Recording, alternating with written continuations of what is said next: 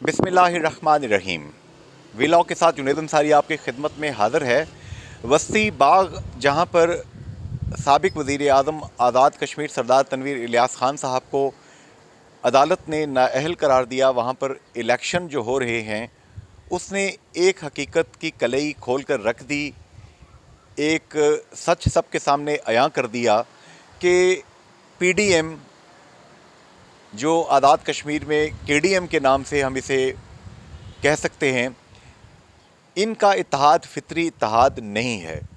सिर्फ इमरान खान साहब के साथ इनका टाकरा था, इनकी नफ़रत थी, ये मुकाबला नहीं कर पा रहे थे, इसलिए ये इकट्ठे हो गए।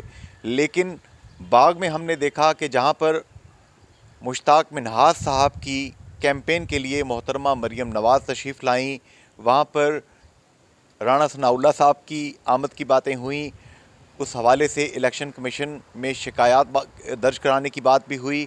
वहाँ पर साथ रफ़ीक साहब पहुँचे, दीगर वहाँ पर क़यादत गई।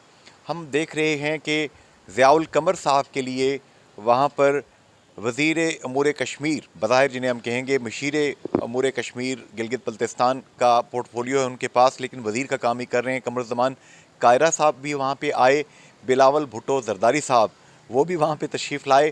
और अब जो गुफ्तगू वहाँ पे हो रही है उससे ज़ाहिर हो रहा है कि जब पाकिस्तान में भी जनरल इलेक्शन होगा, अक्टूबर में होता है, साल बाद होता है, जब भी होता है, ये तमाम जमातें आपस में मुकाबला करेंगी।